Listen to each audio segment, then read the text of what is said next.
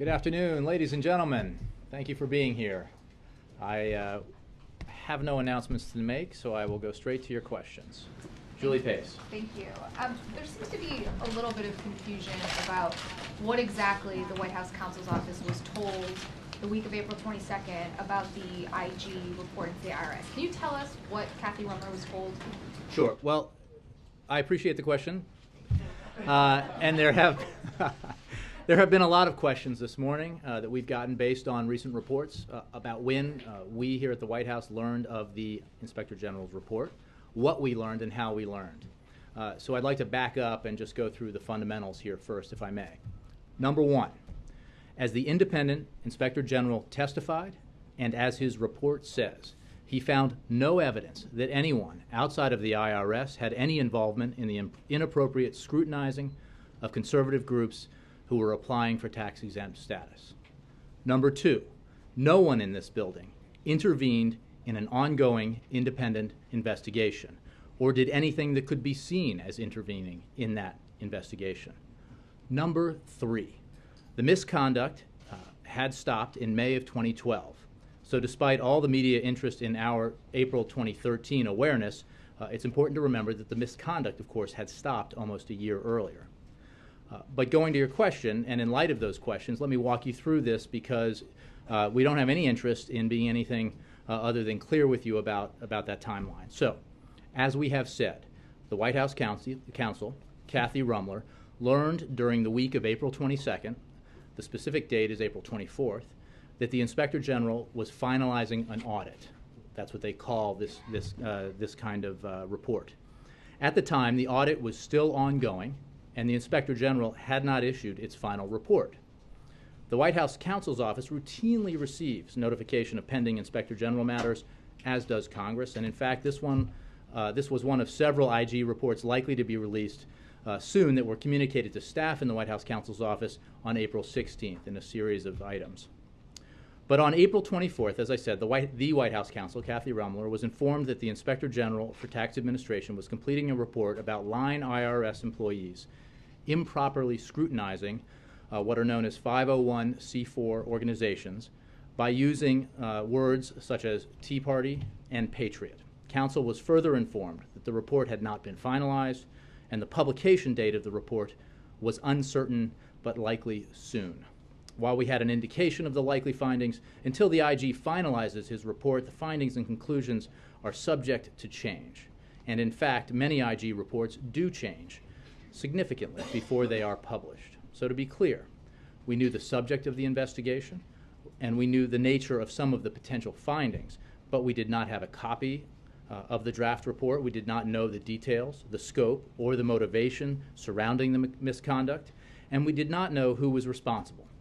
Most importantly, the report was not final and still very much subject to change. After that initial notification in April, the White House counsel informed the Chief of Staff and other members of the senior staff. At no time did anyone on the White House staff intervene with the IRS Inspector General audit. There were communications between White House counsel's office and White House Chief of Staff's office with Treasury Office of General Counsel and Treasury's Chief of Staff office to understand the anticipated timing of the release of the report and the potential findings by the IG. We know that the Hill also got briefings. As Congressman Issa said, he was aware of, quote, approximately, unquote, what was in the report, but he rightly chose to not take action because the cardinal rule is to not intervene in an independent investigation or take any steps that could be seen as intervening. That's what we abided by, and that's what any White House should do. I just want to say that some reporting today suggests, and this is, I think, worth noting, suggests that given awareness of the potential findings, we should have done more. That could not be further from the right course of action. The cardinal rule, as I said, is that you do not intervene in an independent investigation, and you do not do anything that would give such an appearance, particularly when the final conclusions, as was the case here, have not been reached. And that's the doctrine we followed. And the bottom line is, and this isn't just the most important fact, it's what we have said from the beginning. Neither the White House nor Treasury intervened in the Inspector General's audit. So I hope that, anticipating this question, understanding there was some confusion about it, I hope that supplies the answers that you were hoping to get. it supplies some of them. Can I just clarify a couple of things? Sure. You said someone was told on April 16th in the counsel's office. There was a White House counsel, Kathy Rumler, was notified on April 24th, the week of April 22nd. There was also a notification as part of just a series of items, IG-related items from Treasury, that this was upcoming, again, very top line. But White House counsel herself was not notified until later, the next week. And who was she notified by? Either within Treasury or by someone else in the White House counsel's office, but the same notification process. And who else besides Chief of Staff Dennis McDonough was told about this? Some other members of senior staff. Can you tell us who? I don't have a list for you now. And then last week, when this all first came out, you said that the council was told very broadly. Mm-hmm. But you didn't mention anything else about other staff knowing. You didn't mention some of these more specific details that they were told, including some of the words that this IRS office used to target some of these groups. Is that what you're telling us today, consistent with your statement last week that the council was only told very broadly about this report? I think she was, as I just described, and that's sort of the entirety of what she was told. Broadly, that there's an Inspector General audit reaching its conclusion. The potential findings are that some people improperly targeted conservative organizations in their applications for tax-exempt status. But there was no specificity about who, about motivation, certainly no names of involvement, and it was not concluded. And it's important to know the way these things work, IG reports, that the finalization process can result in significant changes. So our whole point has been that knowing that this was coming does not change the fact that there was nothing we could have or should have done about it, because it was an independent Inspector General report. And again, as I said at the end, I think it's somewhat ironic that there has been some suggestion that action should have been taken because we were aware that the IG was, an independent IG was reaching the conclusion of a report and that it might have these findings, that somehow the President should have been notified or that we should have done something. And of course, the opposite is true, because these kinds of independent investigations need to be independent. There should be no intervention by a White House, and of course there was not in this case. And that's why we had to wait appropriately until the report was publicized or published for the President to be able to review it and respond, as he did very quickly. He took action right away. He made sure that that Secretary Liu asked for and accepted the resignation of the acting commissioner. He appointed a new acting commissioner. He very quickly made sure that the new acting commissioner would institute a top-down 30-day review of everything we could find out about this, or they could find out about this, to make sure that those who participated in the failings are held responsible and that the activity doesn't happen again. Well, what I don't understand is if the White House felt comfortable with the council, the chief of staff, and other members of the senior staff knowing about this report, even very broadly, and was not concerned that just the mere fact of knowing it created the potential for interference, why couldn't the President have also just known that this was coming without interfering? Well, again, because it's a judgment, in this case, the judgment of the White House counsel, that this is not a matter that you should, or that she should convey to the President. And that was her opinion that she expressed to other members of the senior staff, that this is not the kind of thing, when you have an ongoing investigation or an ongoing audit, that requires notification to the President, because what is important is that we wait until that kind of process is completed before we take action, and that's what the President did. Hey. Did the White House know in advance that the IRS was going to plant a question at the American Bar Association event on May 10th? No. As a way of getting the news out? No? No. And was the White House involved in all of the strategy for sort of rolling out the disclosure of the report's findings? Well, I think that, as you've seen, we didn't know that it was coming, and when it was reported on that Friday, that's how the President found out about it, and some of us found out about it. So no, we weren't involved. And further to what Julie had asked, you've given us some But details. let me just, I just want to be clear, because I made this clear I said this in the earlier part. There were conversations after White House counsel was notified and told some senior staff members. There were conversations between staff here and Treasury about when what was the timing going to be, what would the findings likely be. in anticipation of that, but there was no foreknowledge of when this happened. And today you've talked about, you've given us some more details about who knew what when. The April 16th detail, the discussions between the council's office and Treasury, etc. Why didn't you tell us that last week on Monday, Tuesday, and Wednesday when you talked about this? I just told you what I told you last week, which is that Kathy Rumler, the White House counsel, was made aware the week of April 22nd. I've now gotten the specific date of April 24th. It does turn out, and we looked at this, that there was a part of this notification process of a series of pending IG matters that was communicated to someone in the staff of the White House counsel's office, but that information did not reach Kathy Rumler until the following week. And when were the other White House? Can you just say when the other White House staffers were notified then? After Kathy Rumler was notified on the 24th.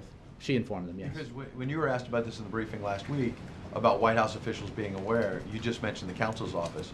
You never mentioned that the chief of staff and others were notified. I think I said that White House counsel knew. I think I said that I didn't know till Friday, but I'm getting this information to you now. The point is, counsel knew on April 24th, White House counsel did, and she informed some other senior staff.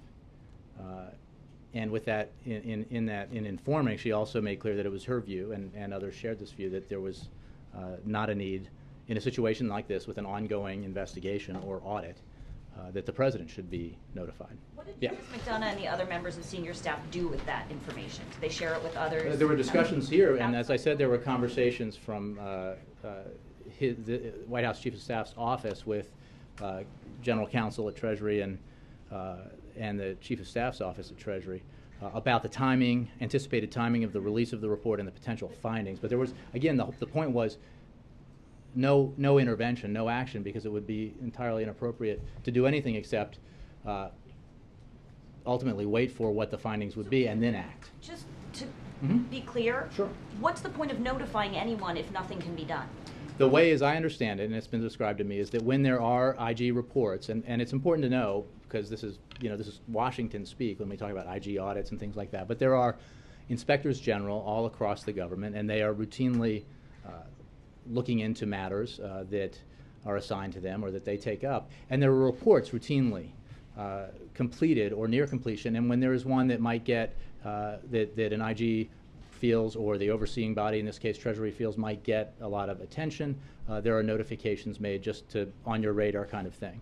But there's no action that's taken, at least there should be no action taken, and that was the case here. Why did she feel it incumbent to tell Dennis McDonough but not the president? Is it standard practice to insulate the president from controversial IG reports across the board? I think it was, again, a notification, just so you know, this is coming down, here's what we know about it, we'll find out more when it's completed. IG reports, I'm just paraphrasing as a sort of an example, IG reports tend to change a lot before finalized. We don't know the specifics of who did this, why they did it. The draft audit was shared with Treasury in mid-March. Right, but not shared with us.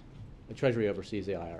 But they had a draft. I mean, that's my understanding, but I would refer you to Treasury. But again, as I described it to you, that was what we learned about, or that the council learned about the potential or likely findings. Okay. That there were line employees at the IRS who improperly targeted conservative groups with some of the language that I just used, and that this report was likely to be completed soon, although we didn't have a specific date. It doesn't answer why the president wasn't told, but Dennis McDonough was. But well, I think, as I noted earlier, in these situations, the council made the decision that this is not the kind of thing that you notify the president of an investigation that's not complete, because it wouldn't be appropriate to do so. Sure. Confusion about how involved Sarah Hall Ingram has been at the IRS division in question. If you go to their website, she's still to this day listed as commissioner of the Office of Tax Exempt and Government Entities Division.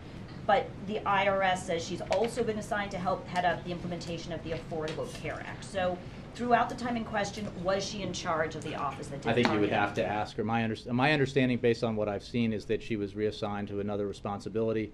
I understand the title may have, she may have kept the title, but that's the kind of detail that you'd have to ask. Would the president like to see somebody Treasury else in I think charge it's also important to note that, as I understand it, based on the IG's report, which is how I got my information on this, that she is not named in the report, and as far as we know, there's been no suggestion that she did anything improper. But the President has asked the new acting IRS commissioner to conduct a top-down 30-day review to look at these questions about accountability and look at how to take measures to ensure that this doesn't happen Would you again. like her to recuse herself from the role for 30 days?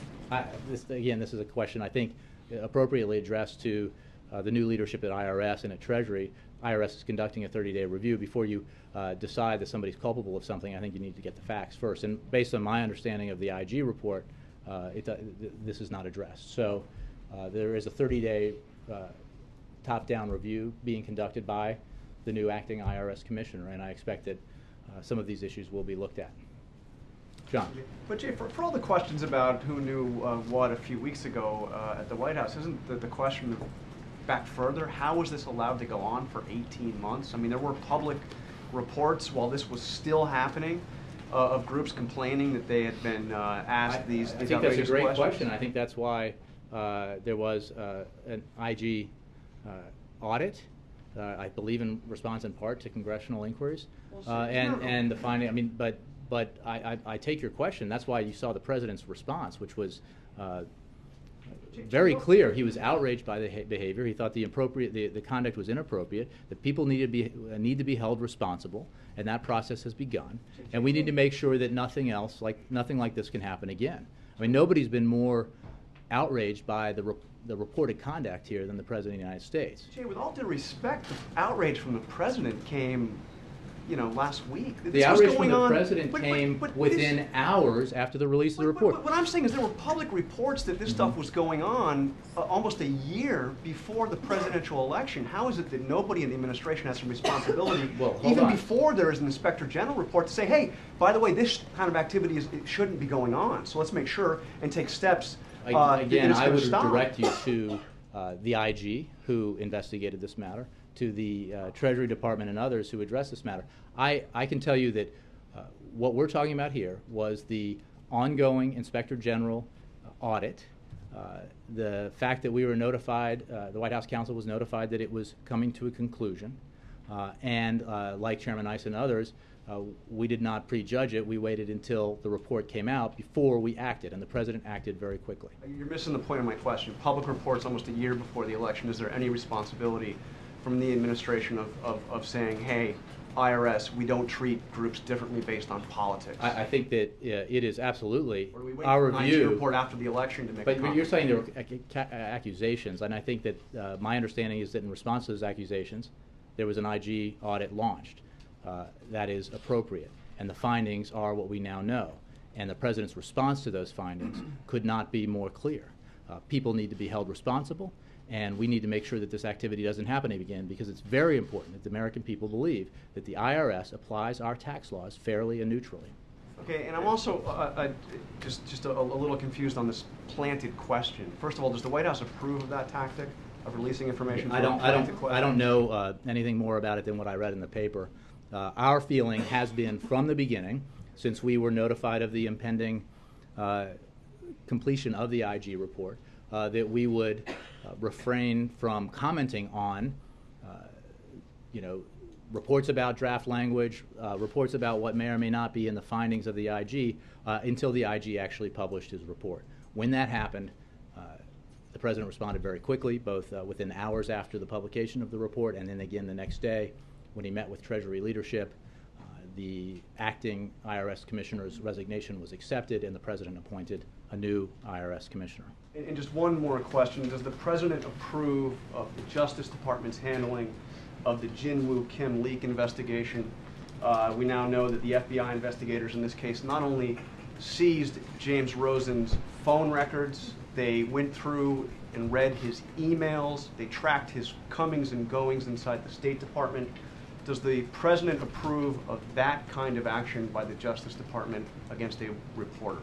I will refer you to what the President said in response to a question about another matter along these lines, and that is that he is a strong defender of the First Amendment and a firm believer in the need for the press to be able to conduct investigative reporting and facilitate a free flow of information. He is also, as a citizen and as Commander-in-Chief, insistent that we protect our secrets, that we protect classified information, and that leaks that we take very seriously the leaks of classified information, because leaks can endanger the lives of men and women in uniform and other Americans serving overseas for our country. And that is a balance he seeks, and it is reflected in the Media Shield Law that his administration negotiated with the Senate in 2009, in which the President is very happy to see the Senate take up again. That's a balance that was endorsed at the time by from media organizations to federal prosecutors. I cannot, of course, comment on a specific ongoing criminal investigation. Jay, do you approve of those kind of tactics Again, as a former reporter? I cannot comment on a specific ongoing investigation. I certainly share, and I think most Americans do, the President's belief that we need to have a press that is able to pursue investigative journalism, and that we have to defend the First Amendment. I also think it's very important, as I think members of both parties have said, that we need to make sure that leaks are not tolerated, because leaks that can endanger the lives of our men and women and endanger our national security need to be taken very seriously. But that is, again, not a comment on a specific case, because I cannot comment on a specific case. Yeah. To follow up that, the subpoena says James Rosen is a potential criminal because he's a reporter. Is the White House comfortable with that standard, never before seen, in a leak investigation? Again, Major, I understand the question and I appreciate it, but I cannot comment on an ongoing... That's not ongoing. That happened. That's in a subpoena. You can read it on the web right now. Well, I know, but it's part of an ongoing criminal investigation, Major, and I simply can't comment on it. But Is that if you look at the story, I think that others are regard a commenting... reporter in a subpoena as a potential criminal for doing what reporters do? Major, I understand the question.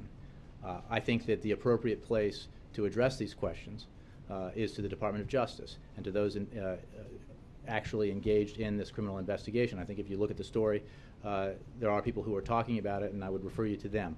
I simply cannot. Again, going to prioritized leak investigations in ways no other commander-in-chief has. It's his priority that the Justice Department is carrying out. I think I'm the President, quite like curious his if he's comfortable predecessors, with this believes that particular application the of his priority. The President believes, I think as all of his predecessors believed, that it is imperative that leaks that can jeopardize the lives of American men and women serving overseas should not be tolerated, and that leaks that can jeopardize our national security are very serious matters. And I would point you to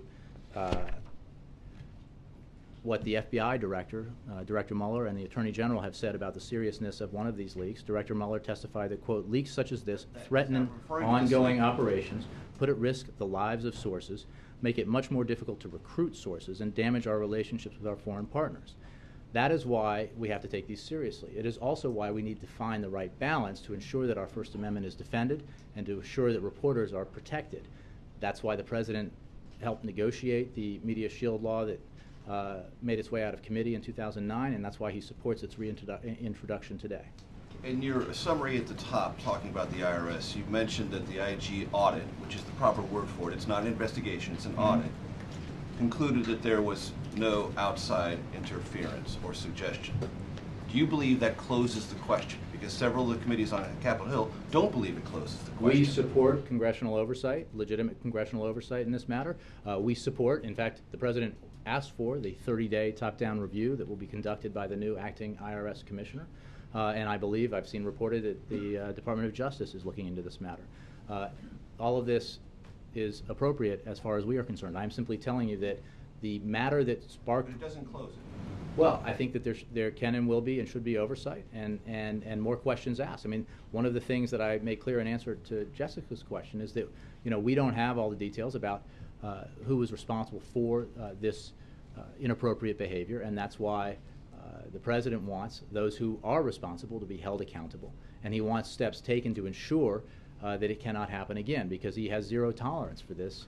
He believes it's very important that the IRS carry out and implement our tax laws in a neutral and fair way, and that Americans need to be confident that that is happening, and any indication that it's not needs to be taken very seriously, which is how he has taken it.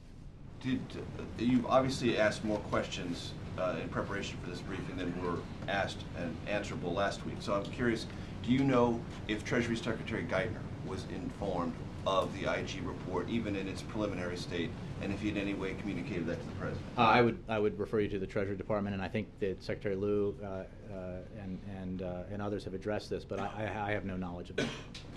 Can I follow on IRS? I just want to know, just yesterday Dan Pfeiffer on the shows was saying that the Treasury Department informed the White House but did not get into any, in his words, details of what happened on the IRS situation. And last week rather, at this podium, you said that in the week of April 22nd, you were only informed that the IG was finishing a review about matters involving the office in Cincinnati. Well, that's one of the things I said. I made clear that it was top line but no conclusions, details. and there were no details. I think I just explained to you the details, the phrases, and the fact that they would likely conclude that this conduct had occurred inappropriately. But we still do not know That sounds like who's some detail. responsible. Not like every single detail, but it's beyond I think you're just the parsing top my line. words. I'm here to tell you that the information that I just provided to you at the top is the information that White House counsel received. It's the information that she conveyed to some senior staff. And the most important point here is that contrary to some suggestions about how we should have responded to that, there was no effort to intervene in an ongoing Inspector General inquiry, audit, report, investigation, nor should there be. And that is why, to the chagrin of some who would have liked us to get out in front of this more, we appropriately waited until the Inspector General published that report. And we had all of the information that was available, at least in that report, to act on and respond to. When you also said at the top of this briefing the president acted right away, took decisive action, you say, so why then is the key person who's been pushed out is Stephen Miller, who is planning to retire in June anyway, but also as well, I you know, understand- that's actually a mischaracterization. His title was expiring. He could easily have been reappointed. Had this not happened, I suppose he might have been. But the point. But he's on the job today. He's leaving Wednesday, as I I understand would it. refer you. He may be, Ed. I can refer you So to in the terms of IRS. accountability, how is the person still on the job? I believe he might be testifying on the Hill, Ed, which I'm sure some people would be like to see. So the fact is, he's resigned from He that also post. testify as a private citizen, He's of course. I'm not sure I take your point, but the fact is, he's resigned entirely from the IRS, and a new acting commissioner has been appointed. How can you say on the James Rosen situation that part of the goal here is to protect reporters when the administration went through his personal email? How are you protecting reporters? What I did say was not respond specifically to a question about the case. I said that the president believes it's important that we find the proper balance between the absolute need to protect our secrets and to prevent leaks that can jeopardize the lives of Americans and can jeopardize our national security interests on the one hand, and the need to defend the First Amendment and protect the ability of reporters to pursue investigative journalism. That balance is reflected in the Media Shield Law that the administration negotiated with the Senate in 2009 and the president supported, and which he supports to this day and is being reintroduced. That bill that the administration negotiated was endorsed by media organizations and federal prosecutors, and I think that is an indication of the fact that it at least came some way to achieving the balance that the president has talked about. While we wait for that legislation to potentially pass, in the meantime, the administration is acting in the AP case and in the Rosen case as well. Do you actually believe, as a former reporter, that someone trying to get sensitive information from government officials as a reporter is a criminal? Well, Ed, I would just tell you that I can't comment on a specific case. I'm here but I'm here as a spokesman for the president and the White House. I can't comment on an ongoing criminal investigation, nor should I. And I think there's tons of precedent for why that is the case. Secondly, I think that I share the president's, personally as a former reporter, but also in this capacity, I share the president's belief that we need to find a balance. And I think that most Americans believe that we need to protect our secrets and make sure that classified information that, if leaked, could endanger the lives of Americans or sources is not leaked, and that we take that seriously. But we also have to allow for reporters to freely investigate as part of their jobs, and that's what I was referring to when I was talking to his support for the Media Shield Law. Can I just follow that quickly? Sorry, let me. No, I want to. I guess I'm trying to understand. So, does the president believe in the Media Shield Law that the one that he didn't like, and then you guys renegotiated. Does he believe in the media shield law that a reporter's private email and private phone calls should be subject to some sort of subpoena? I recognize that as a former practitioner as a clever way to get me to comment on a specific case, but I can't. What I can tell you is that the President believes that the media shield law that his administration helped negotiate with the Senate achieves, at least in part, the balance that he says he supports and that he wants to see. And as a firm defender of the First Amendment and the freedom of the press, he seeks that balance. Even as Commander-in-Chief, he believes it's essential that we are able to take seriously very serious leaks that can jeopardize our national security, jeopardize our men and women.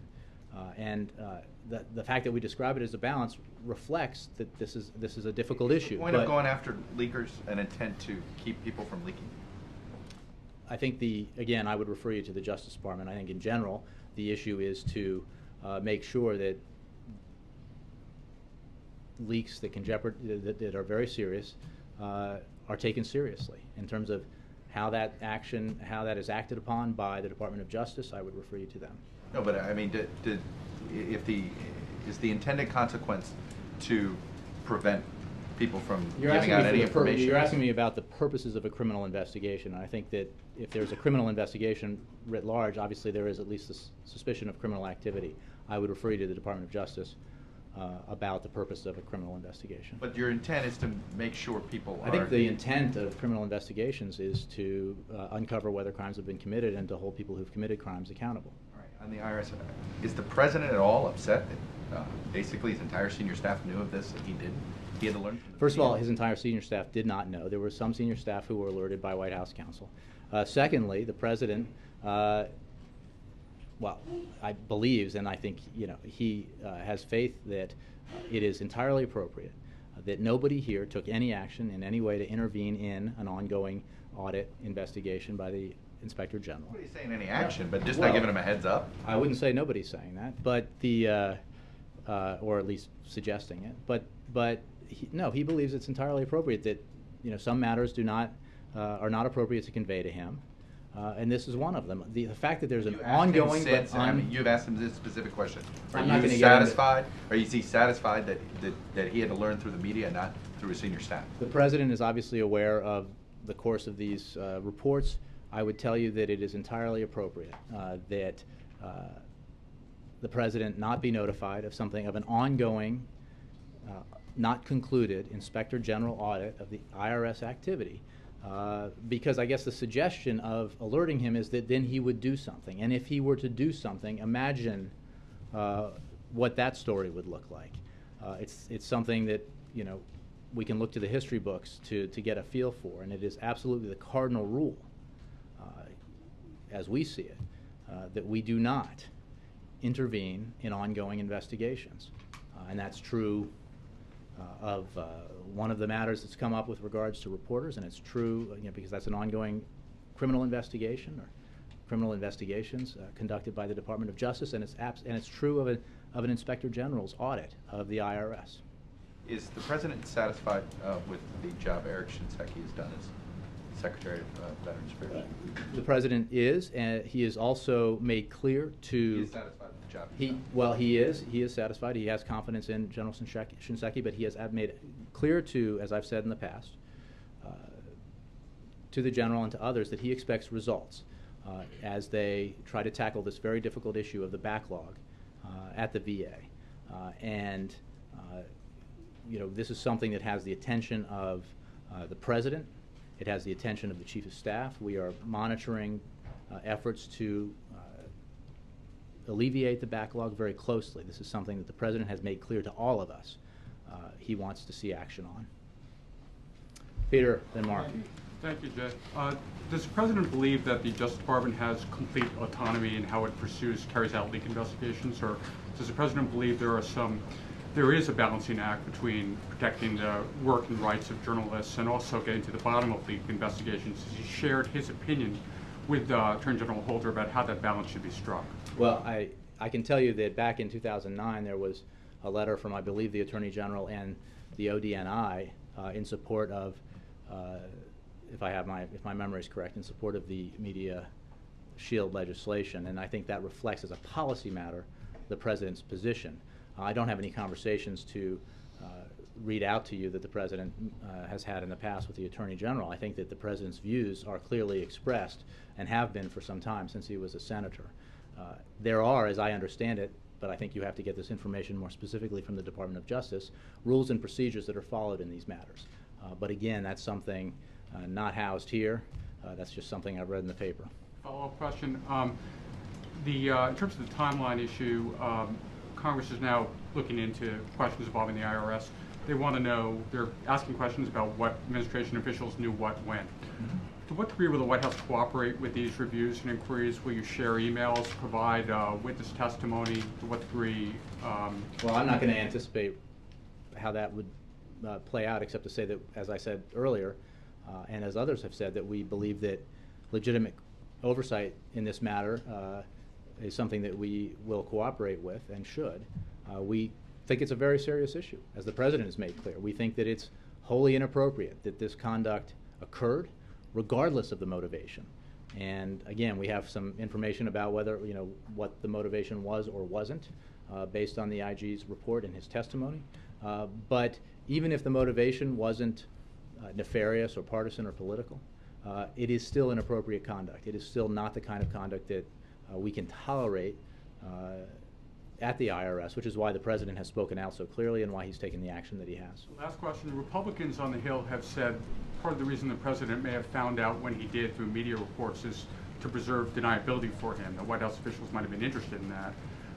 Could you speak to that particular charge? Well, it's an absurd suggestion. It is entirely appropriate, as the White House counsel did, to decide that this was not a matter to inform the President about. It was an ongoing investigation or audit by the Inspector General into activity at the IRS. It was past conduct. I think that's important too. This was not something that could be that upon learning about, someone could have said, okay, we need to take action now because it's happening as we speak. It was conveyed that this was past conduct that had ceased almost a year prior, and therefore it was entirely appropriate to wait until there were the final results of the IG report before acting. And again, that is why the President found out from news reports, because those news reports occurred prior to the report actually being released. Mark. Jay, it's still not clear to me why senior staff wouldn't think it was worthwhile to let the President know if there's something possibly politically explosive coming down the pipeline, and that, Mr. President, you ought to know that this is coming, even though you can't act on it right now. Well, again, that was a decision made appropriately by the White House counsel that this was. You say appropriately. Did the President not feel, you should have told me about this kind of thing? It's coming down the pipeline. No. I could have. You can prepare to act, even if you're not going to act right away. Well, again, that's not something that was necessary to inform the President about. It's not appropriate because, again, it begs the question, as you included in your question. Okay, then what should he do? And it would be inappropriate for him or anyone else here to take any action that would intervene in an ongoing investigative matter like the IRS audit the IG audit of IRS activity. And that's why it was the appropriate action to take, to wait until the report came out. I mean, I think that it was conduct that had happened in the past that was not ongoing. There was an indication of, at the top line level, of what the findings would likely be, although the audit was not complete, and those findings can and have changed in the past. And once that report was released, the President acted very quickly and responded very quickly, and it was not necessary or appropriate to inform him of an ongoing IG audit. Are you aware of any information that was withheld from the President that he later said, hey, you should have let me know that was coming? No. Juliana. Jay, last Monday, you said that it was your understanding that the counsel's office was alerted the week of April 22nd of this year only about the fact that the IG was finishing a review about matters involving the office in Cincinnati. Mm-hmm. But that now sounds more like what you're describing the counsel's office found out about on April 16th. Well, no, look, matters involving, that was shorthand, matters involving the office in Cincinnati. In other words, the fact that there was conduct. But that sounds pretty top line and information. Right. And now you're saying that the information was actually that the finding that line IRS employees have improperly scrutinized certain 501c4 organizations by using words like Tea Party and Patriot. Right. And I'm making clear now that when activity in Cincinnati, because it had been reported already when I answered that question, was very specifically about, as I just said, line IRS employees in Cincinnati improperly scrutinizing 501c4 organizations by using words like Tea Party in quotes and Patriot. Council was further informed that the report had not yet been finalized and the publication date of the report was uncertain, but likely soon. And so that's the extent of what the notification was. In any case, the most important point is that that information was based on a report that, the notification about a report that had not been concluded, and that no action could or should be taken until that report was concluded, which is why, and no intervention, which is why we adopted the posture we did, which was, in spite of the incoming from the press and others, we waited appropriately until the report was published before the president took action in response to that report, because up to that point it was just press reports based on supposed leaks or partial leaks of draft report from the IG. But what was the difference really between the information that was found out on April 24th and then the news reports on May 10th? Because it was similar. It was that information about IRS using words like Tea Party and Patriot to scrutinize these groups, and the president still waited the whole weekend to comment on this. Well, he waited until he was asked, he had to make some general comment in response to a question, but we waited for a full response until we had a report. I think your point is right. It was basic information when the White House counsel got it. It was still basic information when it hit the news reports. And our decision was that it would not be appropriate for the President of the United States to take action based on press reports on anonymously sourced leaks, partial leaks of a draft IG report. There was essentially 3 weeks between both of those times of getting that information, from April 24th to May 10th. And White House officials, senior staff had discussions, as you just said, about how to respond to it and what those preliminary findings would be. So why did it seem like the White House, the president, wasn't better prepared to address this when it came out on May 10th? Again, the conversations were based on the notification of this, as yet at that point, completed IG audit. There were discussions about when that audit would be completed and what its potential findings might be. And as I said earlier, that kind of notification, via Treasury, comes when there is an expectation with the conclusion of a report that there might be interest in it at congressional or media level. But all of that is anticipating the release of a report and the reaction we might have to it. And again, the initial disclosure of it on that Friday was not anticipated. The report was not completed. We were waiting until the report was completed. And just to clarify, is it the Treasury General Counsel's office that tells the White House General Counsel's office, or is it another channel from the I think that's correct, that's how the notification happened, yes. Yes, go ahead. Thanks, Jay. This is not a question about an ongoing criminal investigation. It's a question about Excellent. the balance that the president says he wants to strike between press freedoms and national security interests. Does the president see a circumstance in which a reporter soliciting information from a government source is committing a criminal act in doing so? As I said to Chuck, that is It's not. It's This is an about what the artful- president believes, and it's the valid. president believes that we need to find this balance. The president believes in and defends the First Amendment. The president believes the press needs to be able to pursue investigative journalism. The president also believes that as commander-in-chief and as a citizen, that it is important that classified information that, if leaked, could be harmful to our national security and endanger the lives of Americans or those who are helping the United States, must be taken seriously, that we cannot allow that to happen. And if we don't take it seriously, there are consequences to that. And so that is the balance he seeks. Asking me that question, I'm sorry? Who decides that harm? But if a government source wants to give it up, they're making a judgment there, then and there as well. Then it's again, not I harmful. can't address the question about that goes specifically to a report today about an ongoing criminal investigation. I understand the interest in it, but it is just not appropriate for me, again, based on a news report, or in any case, to talk about an ongoing criminal investigation into what is being reported as into a very serious leak. I can't do it. What I can tell you is where the president comes down broadly on these issues, as reflected not just in what he said last week, but where he's been since he was a senator, and the legislation that he supported and supports to this day. He, as I think I said last week, on the broader matter, I know, because I've spent time talking to him in general as a former reporter and as someone who works with him and for him now, that he believes very strongly in the need for reporters to be able to pursue investigative journalism, that he believes that that balance has to be struck in a way that allows that freedom to take place.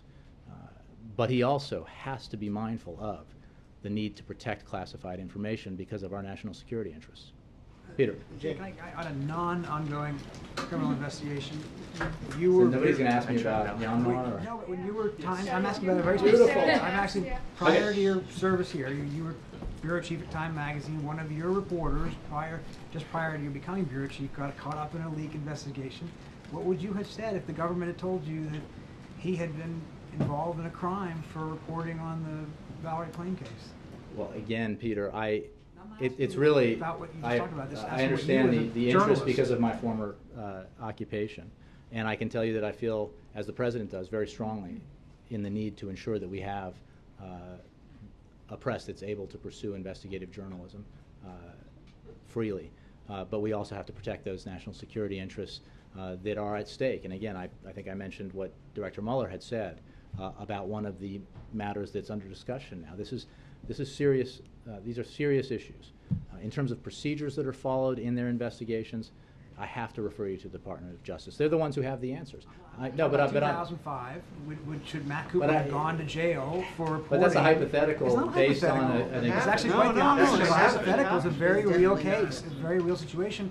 As bureau chief, what would you have said if the Department of Justice came to you and said Matt Cooper's going to jail? But you're saying, what would I have said if they had said?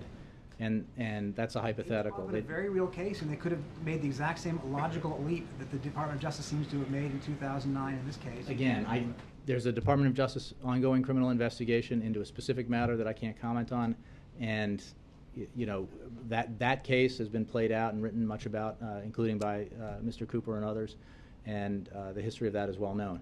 I'm not going to extrapolate hypothetically about what might have happened in that and how it relates to an ongoing criminal investigation. But I think it was a great effort. I mean, is it fair to say, though, that President Obama's view of this balance tilts extremely heavily towards the government's interest and away from the press? Absolutely not. That's why it's called a balance. Alexis.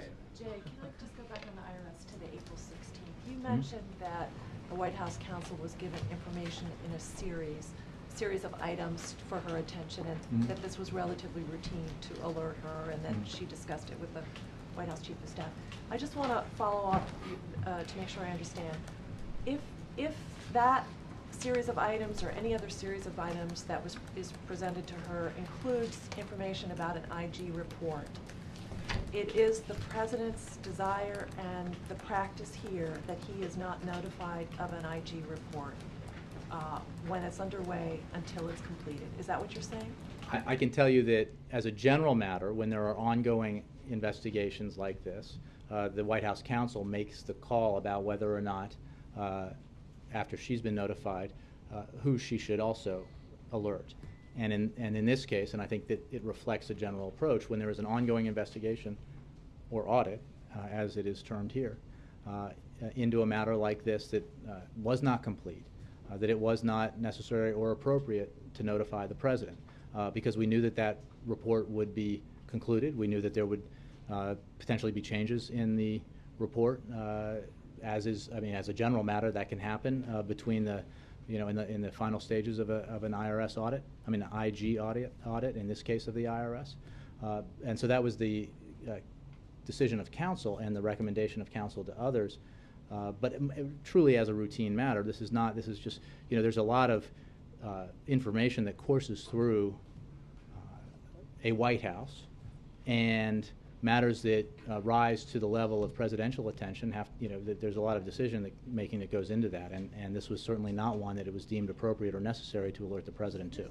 For audits or IG investigations, the president is sometimes informed. I'm not. I'm just saying, like, you're trying to put words in my mouth, and I know I understand you're trying to get a general principle here. Yeah. I think that the council, as I'm sure has been the case in past White Houses, makes a decision about what information, what notification that he or she receives merits conveying to the president or conveying to other senior staff. And in this case, she made the judgment that it did not. So let me follow up. And again, I think that the focus on this is I'm interesting. talking about the No, results. but the focus on this is interesting because it does beg the question, if there is criticism out there that the president wasn't notified in advance, what is the suggestion, that he should have done something about it in advance? Because obviously that would be wholly inappropriate. I'm just interested because IG reports are not unusual, and members of Congress in this case requested this.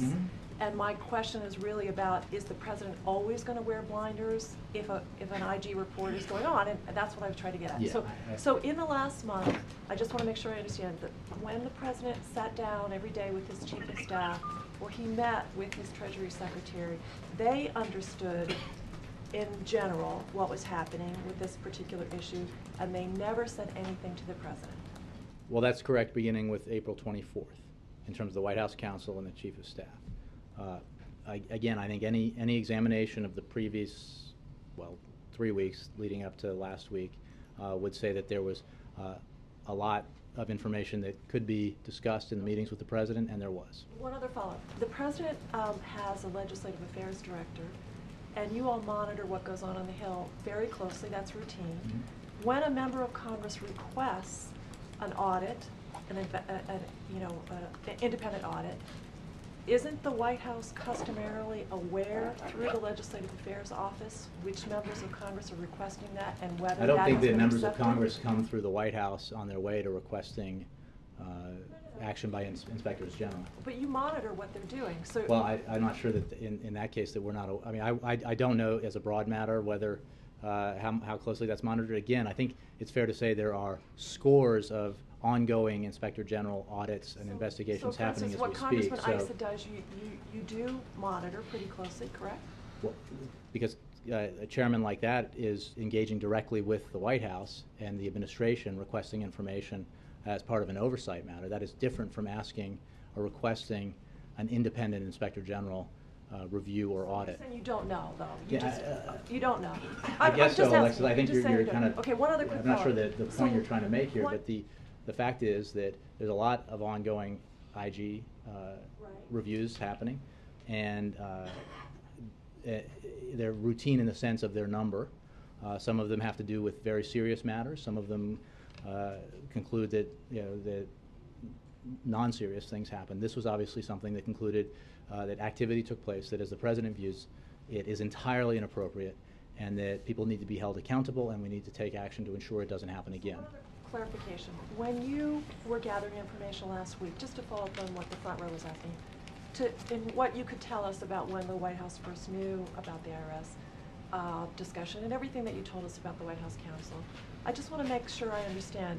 You did or you did not know that she had also advised Dennis McDonough, the chief of staff, and other senior members of the staff? What I knew at the time is, again, what I just said today, is that the White House counsel, Kathy Rumler, was notified in the week of April 22nd. I did find out that that specifically was April 24th, and that she notified other members of senior staff. Last week? I can't remember specifically, but the point is that No, so I'm not sure that I knew it at that time, but the point is, Kathy Rumler is a point of contact here.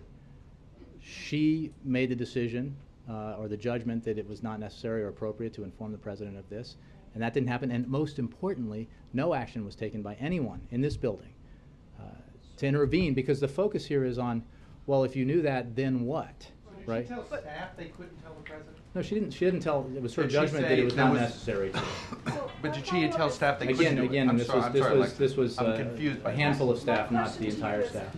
were you walled off from a fuller picture of what people knew and when they knew it last week as No. compared to today? No. So then, it was your I'm just saying choice. that we're You obviously dealing chose. with a lot of information here. Last week we were focused intently on Benghazi and But other you only matters, as gave well us- as this one. You only gave us a version. I'm just I'm telling you that I have, because of the confusion, which which has appeared, and in the questions that have been asked, I gathered this information for you to provide you the kind of detail that I think you're interested in. So, But going forward, is that going to be your practice? Alexa, let me get to some other people. April? Two questions on IRS and on the AP story and James Rosen story. What rises to the level of the president's attention? What merits the president's attention on items around here, since the IRS issue did not make that mark? April, since you're asked that, at least in the beginning, in reference to ongoing criminal investigations, the president does not intervene in ongoing congressional investigations. Obviously, he closely follows the media. He understands a lot about a lot of issues and follows them closely. But again, last week there was this sort of insistence that the suggestion that the president should have been notified and done something about an ongoing criminal investigation. And I would suggest to you that would truly be a story. That's not what I'm asking. What I'm asking, what merits the president's attention around here? That's what I'm asking. I'm not even sure how to answer that question. The president is attentive to scores of issues every day. He is focused on his agenda that is designed to protect and grow the middle class, to help our economy grow and create jobs. He is focused very intently on steps that need to be taken to ensure that our national security interests are protected. Very specifically, in reaction to another matter, he wants to see congressional action to upgrade and fully fund security for our embassies and diplomatic facilities around the world. These are the kinds of issues that he's focused on. In this matter, as I think I've said numerous times, it was not appropriate for him to engage in a criminal investigation or engage in an ongoing inspector's independent audit of the IRS. All right, now on the other issue, on the James Rosen EP story, what makes this country at this moment different from any other country that the president has gone to that monitors the press, and when he goes there saying he's calling for press freedoms? What makes us different now than those countries? We have the First Amendment. We have a great tradition of press freedom here. The president supports that tradition, and he's a defender of the rights contained within the First Amendment. He is a defender of the right of the press to pursue investigative journalism. He is also, as I've said, as president and as a citizen, insistent upon the need to make sure that classified leaks that can endanger our national security and endanger the lives of American women, men and women overseas, be taken seriously. And that is a balance that he seeks, and it is a balance reflected in the legislation that he has supported and supports today. Do you agree that the process that he now supports is now hampered, and people are not handling reporting and investigative journalism the way they used to prior to a couple of weeks ago? Well, I don't know that's to be the case. Christy? Thank you, Jay. I just want to make sure I'm clear on a couple of things. I'll get a couple from the back. I just want to make sure I'm clear on two things. One is, did the White House counsel see the draft or any portion of it? No. And did the White House counsel or any member of the senior staff who knew about this send back comment, advice, requests about the drafting of the final report? No. Thank you. Let me, yes, ma'am. Jay, the violence in Iraq has hit a new high. Prime Minister Maliki said today that he blamed it partially on the sectarian war in Syria. Do you worry that the inaction in Syria might drag the region in a bigger conflict? Well, let me say that we strongly condemn the attacks perpetrated in Iraq over the past several days, and we are deeply concerned by the frequency and the nature of recent attacks, including bombings today, attacks on Iraqi security forces in Anbar over the weekend, and a series of attacks on both Sunni and Shia neighborhoods and mosques. The targeting of innocent people in an effort to sow instability and division is reprehensible. Our condolences go out to the victims of these attacks and to their families. Over the weekend, U.S. officials in Baghdad and Washington were in contact with a wide range of senior Iraqi leaders to urge calm and help resolve ongoing political and sectarian tensions. These talks have focused on specific steps to avoid further violence and resolve key issues peacefully through dialogue and the political process. The U.S. remains committed to supporting Iraq's democratic system and urges Iraq's leaders to continue working toward a peaceful resolution of tensions through dialogue. In answer to your question, we remain deeply concerned about the rise of violent extremism and how it further endangers the future both of Syria and its neighbors, and we call on those inside Syria and fleeing from Syria to refrain from sectarian retributions. Sectarian reprisals play directly into the regime's hands and do not move closer to the inclusive post-Assad future that the Syrian people deserve. How do you respond to the international community when they say that the lack of action in Syria is more costly than the actual action for the overthrow? Well, I think both of these issues are very serious, and I think that the United States, as the largest provider of humanitarian aid and the largest provider of non-lethal assistance to the Syrian opposition, has acted and will continue to act in support of a transition in Syria to a post-Bashar al-Assad future. And we are working with our partners and allies, and we are working with the Syrian opposition daily to help bring that about, and are constantly reviewing the options we have available to us to help bring that about. Thanks, Jay. All right. Myanmar in the back, yes. All the way back. Myanmar? Yeah, thank you, Jay. Because we do have an important state visit today, so. Yeah, two questions on Myanmar. As you just mentioned, you just called Burma as Myanmar, and also in the statement the other day released by the White House called Burma as Myanmar. What kind of signal are you trying to send out? Well, let me address that. The United States government, over time, has begun to allow limited use of the name Myanmar as a diplomatic courtesy. Burma has undertaken a number of positive reforms, including releasing over 850 political prisoners, easing media restriction, permitting freedom of speech, assembly, and movement. We have responded by expanding our engagement with the government, easing a number of sanctions, and as a courtesy in appropriate settings, more frequently using the name Myanmar. While we are not changing our policy to officially adopt Myanmar, we believe that showing respect for a government that is pursuing an ambitious reform program and a government that is pursuing that agenda is an important signal of support for its efforts and our desire to help the transformation succeed. But our policy remains that Burma is the name of the country. Jay, also, many believes that the expansion of the U.S. influence in Myanmar is at the expense of China's. What kind of role the president is expecting Myanmar to play in his policy of rebalance to Asia? Well, I think that we are engaging with Myanmar in response to the meaningful steps in the right direction that has been taken in that country. But we also recognize that reforms there are fragile, and there are many additional steps that need to be taken to truly transition to democracy, including protecting the rights of all of the people of Burma, including ethnic minorities, and ensuring that the military is subordinate to civilian oversight. We are obviously very much engaged in Asia, and we have talked about the rebalancing and the pivot toward Asia that is very much a focus of the President's foreign policy. But engagement with Burma has to do with the specific actions taken and the meaningful steps taken in the right direction by the Burmese government. Thank you all very much. Did the Treasury Union Chief